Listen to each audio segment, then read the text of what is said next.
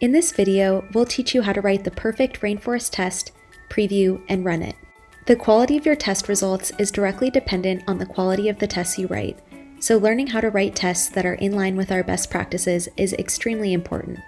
First, let's demonstrate the mechanics of writing an actual test by looking at an example scenario. In this example, let's imagine that I'm Amazon and I'd like to test my sign up functionality.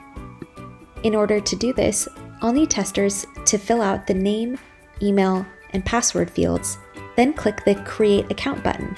Next, they'll need to retrieve a one-time password from their email, input it in the field, and then click the Verify button. Now, let's go through the process of writing the test in Rainforest. First, I name my test something simple. I also have the option to select a test priority. I can add this test to a feature group, but more on that later.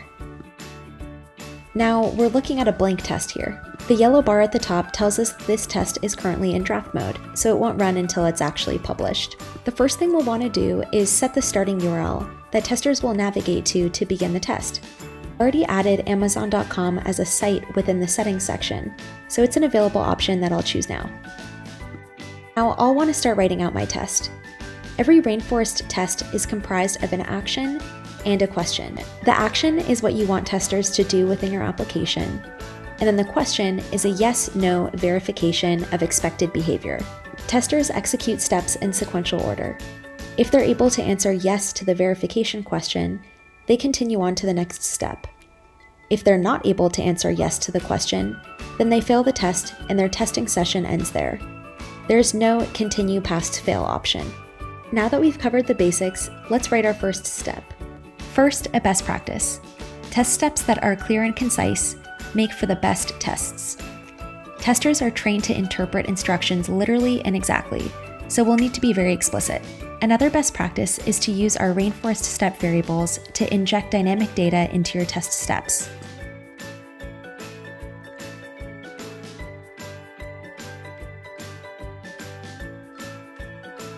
We have a number of other variable types, including the option for you to create your own. For more information about the different variables available for testing, check out our Help Center or the Variables page within our Settings section. Now I'm just about done with my test step, and it's time for another best practice called the quotes rule. Quotes are trained to treat quotes in a special way.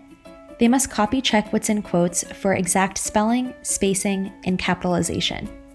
If the text in quotes does not exactly match the text in your application, testers are trained to fail the test step.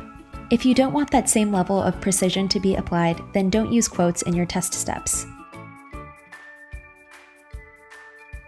Moving on to the second step, remember that in this step, we need testers to retrieve a one-time password from their email. We'll use another one of our random built-in variables called random inbox.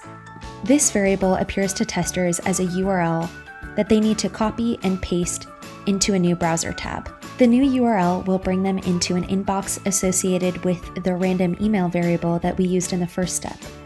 Notice that in my test step, I'm being very clear and explicit in what I need testers to do. Another best practice is to use screenshots in your test steps to point testers to specific elements on the page. I really don't need a screenshot here, but I'll add one anyway just to show you how to do it. It's as simple as dragging and dropping the screenshot into the test steps. Now I'm going to show you another cool feature called Click to Copy. Highlighting over text that you want testers to copy and paste, and then clicking the Click to Copy button will allow them to copy the text to their clipboard with a single click. I'm going to go through my test steps now and convert the text to Click to Copy. Now I've finished writing my test. You can see that the actions are simple and that the questions contain only a single question. We recommend keeping tests short to under 15 steps and to use them like building blocks. You can embed tests within one another to put your building blocks together. This allows for easier test creation and maintenance. If you need to edit an embedded test, simply click the Go to Test button to edit the test directly. Any updates you make will dynamically update across all tests that contain it. The next best practice is to preview our test, which allows us to execute it against a single browser as if we were a tester. We can see the test steps at the top of the page. The random variables we used in the test steps have assigned us a unique name, email, and password. Because we're able to answer yes to the question, we click the Yes button, which will bring us to the next test step. Now we copy and paste the random inbox URL into a new browser window and retrieve the one-time password. And it's a success. We're able to complete our test. We can now choose to run the test as a draft, which will run it with only a single tester, or we can publish the test and integrate it into our test suite. We can also add whatever tags we'd like to this test, and add internal notes. Testers won't see internal notes, they're for your team only. Finally, we're ready to run our test. We have the option to change the run name, which is what will display to you in the results page, or enter a release ID to tie this run back to a release. You then select the environment you'd like to test on, the platforms you'd like to test against, and then kick off your run.